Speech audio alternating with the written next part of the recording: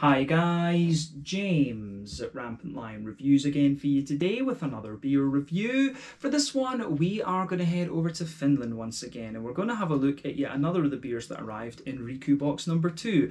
So first and foremost, a massive shout out and thank you to Riku Sanaho, my Finnish beer mule living in Oulu in the northwest of Finland, and it's thanks to him that you guys get to enjoy a steady stream of Finnish reviews here on the channel. He's a lovely guy, very knowledgeable about his beers, and he's picked me out some absolute crackers to review. And as I've told you in previous reviews, it's very difficult to get Finnish beer outside of Finland. It's only really Coolhead and Salama that I've seen in different web shops and things like this. But if you do get the chance to try some Finnish stuff, you are in for a treat. They've got some great beers there these days. So Riku, once again, a massive thank you to you for making this review and the other Finnish ones possible. And I hope that you guys watching are enjoying these as well. But yeah, for this review then, we are going to return to one of Riku's local breweries. And these guys are potentially the quirkiest of his local breweries, I would say. But yeah, for this one, we are going to go a little bit to the north of Oulu to Haukipudas, and we're having a look at my second beer from Panimo Narri. So this one is called the Pohalainen Savugruit. It comes in at 4.6% ABV, and this one is a smoked Gruit beer. So Savu, of course, in Finnish means smoked, and Gruit refers to herbs that can be used to bitter beers. This was quite common actually in the Netherlands, Germany, and mainly Belgium actually at some stage. But yeah, I've had one or two Gruit beers on the channel before, and I can't remember when the last one was, but quite a while ago in fact. But yeah, I have tried one or two of these and they're very interesting, and I think Riku sent me this one because he knows that I love smoked beers. But yeah, Panimo Narri doing some very interesting stuff. The guy behind this brewery grows a lot of his own kind of herbs and spices and stuff like this, and yeah, these guys are going to do some very interesting stuff over the next little while. But yeah, definitely cool to return to these guys. The last beer we had from them was the Tears of Atom, which was like a Belgian strong ale with some really interesting kind of spicy characteristics to it. So I have to say, I'm very curious to see what this one has in store for us. So yeah, let's crack on with this one and see how we go. A 4.6% smoked Gruit beer. Not often you see that, but yeah, let's see. So, as always with my reviews, I'll tell you a little bit about the brewery before we taste the beer. If you want to get straight to the tasting, just fast forward. All the usual links are in the video description below. That's the brewery website, the link to my other reviews that I've done from Panimo Narri before, and I will probably do a couple more from these guys at some point in the near future. No doubt Riku will find some interesting beer to try from these guys, but there's all the usual social media down there. If you want to see more reviews, do please consider subscribing to the channel. The whole channel, of course, has a geography-based tagging system, so you can go into the home page and search for beer based on country, city, state, county, province, prefecture, whatever it is you happen to be interested in. Do check out the playlists of beers from different countries. There is one there for all the Finnish beers that I've reviewed for you. That is being added to regularly thanks to Riku. And as always, please do get in touch and let me know some of the other beers and breweries that you guys would like to see me review. It's always great to hear from you guys that are watching the videos, and the support that you show the channel is hugely appreciated. So anyway, to tell you a little bit about Panimo Narri, then on to my brewery notes. So Panimo Narri, as I've mentioned to you already, are based in Haukipudas, which is to the north of Oulu in the northwest of Finland. But the company was founded back in 2019 by Janne Urvesti, who is an engineer by trade and also a long-time home brewer with about 8 years of experience when he started up the brewery. But he'd previously been involved with the gypsy brewery Eclipse Ale Works, but he decided that he wanted to have full freedom to brew as he wished, and so he started his own company. But the first beers under the Panimo Narri name were produced in late 2020, so these guys are very new on the market, but they can now be bought directly from the brewery. So the brewery does a variety of different styles, but the main thing about these guys, as I kind of mentioned earlier, is that Janne adds a variety of different adjuncts to the beers, and many of these are herbs that he actually harvests himself. But he's developed a very unique style as on the back of this, and there's several different things from this brewery, such as IPAs, doppelbocks and triples and stuff like this. But he's a very small operation. He uses a 100 litre Kamuri all-in-one brewing system, and he's got a couple of 240 litre fermentation tanks, and this allows him to brew around 5,000 litres of beer per year, and that's what he brewed roughly in his first year of operations.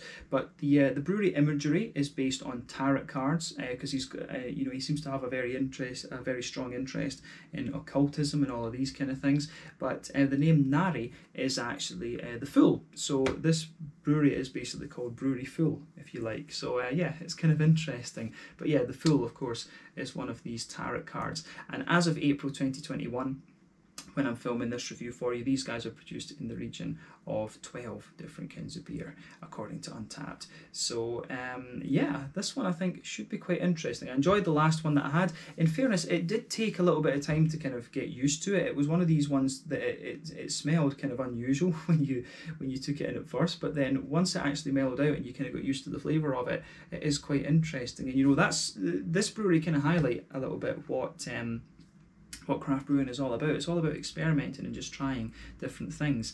But yeah, if you do get the chance to try some of their beers, definitely have a look at them. And Yana is a very nice guy as well. He was messaging me back and forth a little bit after I posted the last video. So very nice guy. And when I do eventually make it to Oulu to visit Riku, I will need to meet up with him and chat a little bit about his brewery and things. That would be quite cool to do a meet the brewery with him, because this is definitely one of the most unusual breweries that I've come across so far in this journey of what, about nearly 8 years now on YouTube. But yeah, if you want to learn more about these guys, you can check out the brewery website. You can follow them on Facebook and Instagram to keep up to date with all the latest goings on, and you can check out the Rate Beer, Untappd and Beer Advocate pages if you want to have a look at the other beers that they've done. So yeah, let's crack on then and get this beer out and into the glass. My OCD kick in. The line has to be at the back of the glass. There you go. But yeah, as you can see, there is the Panimo Narri symbol there. I do like this, you know, this is just very simple. It is basically just, you know, a sticker to say what it is. But yeah, he has I think all of these, the canned beers that he does are canned by hand. The last one you saw, and I'm going to keep that last bottle actually because it's pretty cool, but the last one was in one of these kind of pop top bottles that you get. But yeah, this is, you know, this is what it's all about. This is basically just a kind of sticker, if you like, to show you exactly what it is. But yeah, should be interesting. So I can read the Swedish, I can't read the Finnish. So water, barley malt, wheat malt, fånkall, anise. Oh, so it's got a little bit of aniseed and stuff in it, maybe. Isut Tremport. I'm not sure exactly what these things are, to be honest, but I think in some ways it's quite interesting just to try these beers and go for it, to be honest. So yeah, let's crack this one open and see how we go. And as you can see, 330ml can. I'm not sure exactly what this one would have cost, but yeah, this should be pretty cool actually. So let's get it out and we'll get on with the tasting then. Oh, this is one of these cans. Ah, I see what this is. This is pretty cool. Whoa, there we go. This is actually one of these cans that you're supposed to be able... Oh, shouldn't have done that. This is one of these cans that you actually should be able to drink out of. That is pretty cool. But yeah, lost a wee bit there, but what can you do? I didn't think it was quite that full, but there we go. Let's get it out and into the glass then and see how we go. Should have poured it first and then done that. That was dumb. Oh, this is why I shouldn't film reviews late at night, because my brain just doesn't work. So before the head disappears, you can see this beer's poured with about a quarter finger of a frothy kind of cream coloured head. That is going to fade away to just be a very, very thin foamy layer though. But yeah, it looks pretty nice, this one. But as you can see, I'll show you it now after I've straight. You can see it is one of these cans that is designed for you just to drink straight out of. So that is pretty awesome, I have to say. Lucky that my floor's concrete as well. That beer, I'll need to give it a wee wipe, of course, but it will just seep in, which is fine. But yeah, let's line that up again, and there we go. So as you can see from this one, it actually looks a little bit like a Märzen, or a kind of amber lager, if you like. You can see it's got a lovely, rich, kind of coppery, ambery colour to it, this one. One or two big bubbles sticking towards the side of the glass at the very bottom, and a few little ones going up towards the surface there. But you can see the head has just faded away to be virtually nothing. It's just a nice kind of foamy ring around the edge of the glass there.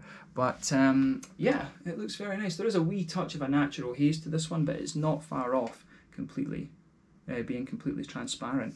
So yeah, remember the colour of these beers is dependent on 1, the type of malts that you use, 2, the length of your wort boil, and you know, any adjuncts and barrel aging and stuff like that. So the adjuncts, I think, will play a little bit of a role in this one, but not too much. As I say, I'm not sure exactly what some of them are. The Untappd page for this beer had actually been deleted, but yeah, it does look pretty nice. But yeah, I'm not sure exactly how long you would do a wort boil for a Gruit beer like this. But you know, the smoke malts are going to give you some of this lovely kind of coppery colour, of course.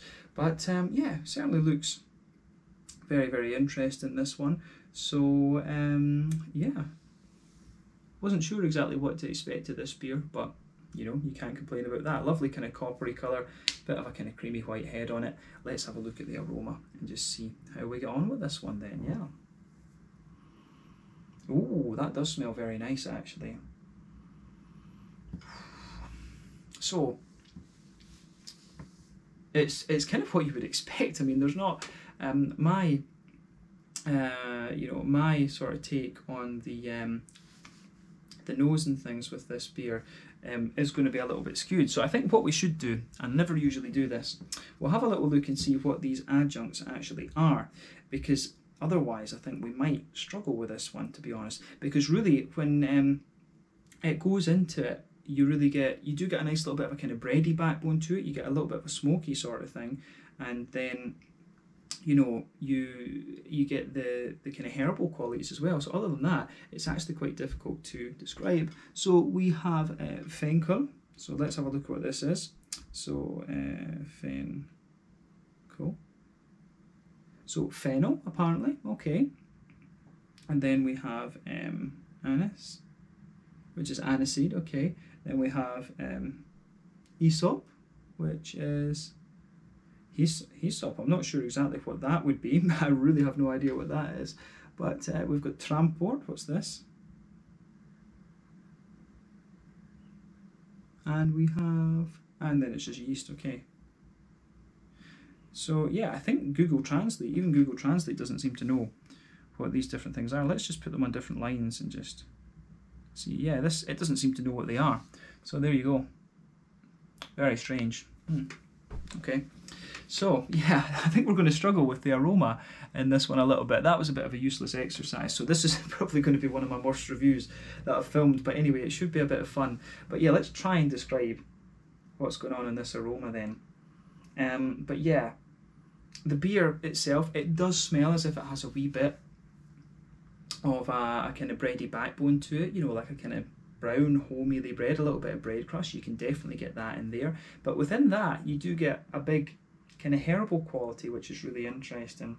And one of the things that's really strange about this, my mum, when I was younger, always used to give me like diluting juice, like a sort of raspberry and, no, it wasn't raspberry, it was blackcurrant and apple diluting juice. And you get a wee bit of an aroma of that out of this, which is really unusual. Did not expect that. But yeah, some of the aromas that come out of this are just really reminding me of that. So that could be the anise, actually, the aniseed. So yeah, you do have a wee bit of that kind of aniseedy, almost licoricey kind of thing sitting in the middle of this beer as well. And then the smoky notes come across as quite subtle. It's almost got a wee touch of ashiness to it, this beer as well. So yeah, this is a really, really quirky one and very, very unusual to describe for you here. This is one that I probably should have kind of reviewed for you on a morning rather than late at night when my brain's a little bit dead and tired and things from programming.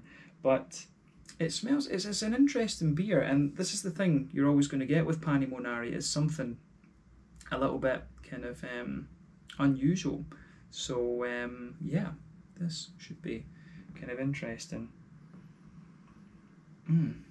So one thing I have to say, it would be quite cool if Janne was to do it going further forward. It would be quite cool if he sort of had a little profile on each of his beers saying exactly what each of these adjuncts that he's using are, because he's producing a lot of these himself, of course. So that would be a nice little touch for him going forward, I think, is to just say, right, this, you know, if he created a little profile for each beer on the website, or you know, if he could put a little bit on the label or something about each adjunct. Because as I say, you're going to get quirkier and quirkier beers from these guys as we go forward. But yeah, other than, yeah, there's a bit of breadiness to this one, as I say, a bit of, you know, a wholemealy bread, a bit of a bread crusty quality. There's a little bit of a kind of smoky element in there, the savu, of course. You get a bit of the aniseed. There is a wee touch of a kind of brown sugary note, and I'm getting some juicy kind of I do get a little touch of a juicy fruity one out of this. There's a bit of grassiness in there as well, and it almost has just a slight kind of ashy note to it. So yeah, this one should be quite interesting. A nice herbal quality in there as well, obviously. So yeah, I don't know what else to say about the aroma, so I think it's best that we just kind of crack on with this one then. So probably my worst beer review that I've ever filmed on the channel, pouring out some of the beer and then having, you know, Google Translate letting me down for what the adjuncts in this one are. But let's see how it goes. So yeah, this one is the Pohalainen Savugruit, coming in at 4.6% ABV from Panimo Narri in Haukipudas near Oulu in the north of Finland. Let's get stuck in. Slange, skal, kippis, and thank you again to Riku for this one. Cheers.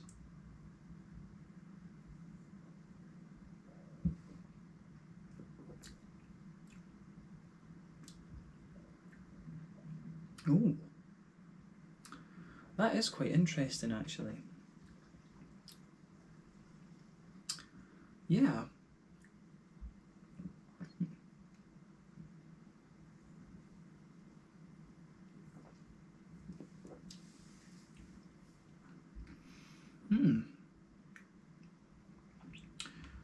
So yeah, I think this one, it has oxidised a little bit. There is a wee bit of oxidation to this one, but it's not too bad actually. There's just a wee touch of a kind of, there's a wee touch of a kind of sort of sharper fruitiness coming out of this one, but it's not too bad.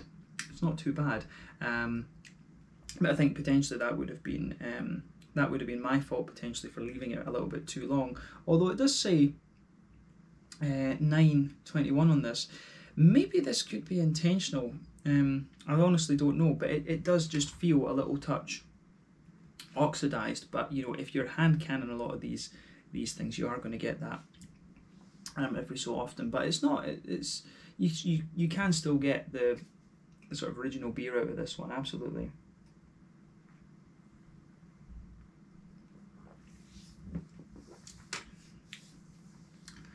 So, yeah, this is quite interesting. It is kind of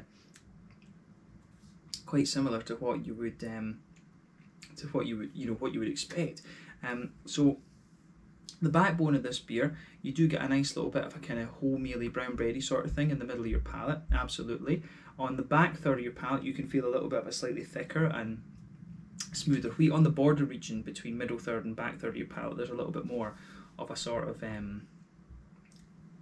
bread crusty thing coming out of it as well. But the further you go into the aftertaste with this, you can feel the smokiness almost just kind of creeps out of the beer actually.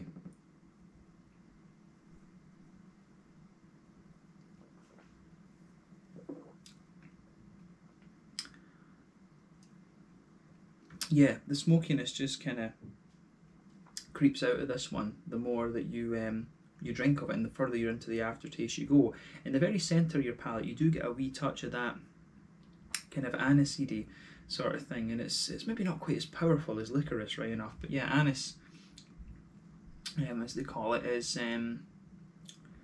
quite it's quite an interesting idea to put that into a smoke beer, of course, into a smoke one like this. But yeah, this is quite a sort of subtle thing. But I remember this one, it doesn't feel a million miles away from a sati. I've had one or two satis from Finland before, of course. In Sweden, they're known as Gotlandsdrike. So they're always quite, you know. Yeah, I've had one from Norway as well, and that was Handbryggeriet, called the Norwegian Wood. And you know, these sort of almost farmhousey type beers, you know, they're a little bit smoky, they're a little bit kind of junipery, and a bit woody, and you do get that sort of vibe about this beer. You know, the further into the aftertaste you go, you can feel a little bit of the aniseed rolling out, you get a little bit of the kind of woody quality to the beer as well. But yeah, it works very, very nicely, absolutely.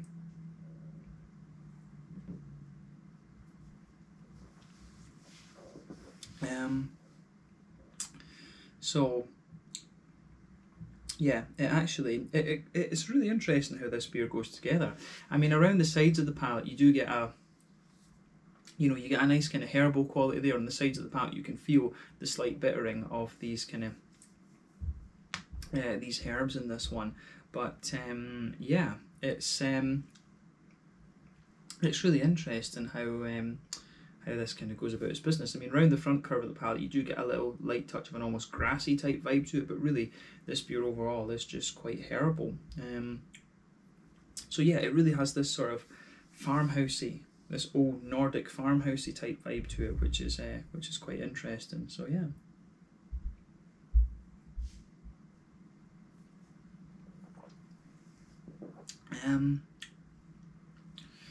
Yeah, I mean, what can we say other than that? I mean, you do get a little bit of a kind of fruity note out of this one, but as I say, I'm not sure if that is kind of supposed to be there or if that is a little touch of oxidation exactly.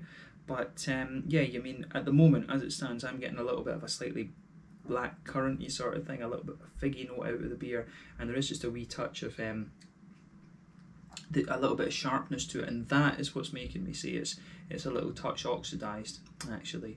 So yeah, that's it. We're not having this beer in its kind of prime, so I think what I'll need to remember to do the next time with the Narri ones, if Riku sends me these, I'll need to kind of review these pretty much right away actually, rather than letting it sit a little bit. But yeah, I think the reason it sat a little bit was because I didn't have notes for this for the brewery yet.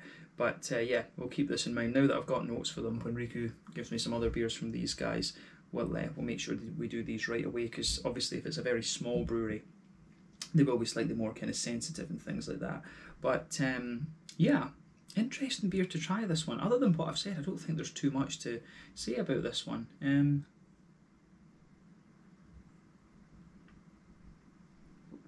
Yeah, interesting for sure.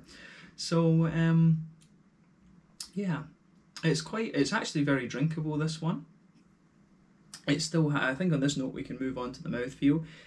It's light end to mid bodied. The carbonation is very, very smooth in it, and you know, it is remarkably drinkable. This, I can't remember what the other Gruit beers I had from Belgium were like, but yeah, it's really interesting how this one goes about its business. So lovely and smooth in the kind of malty side of things.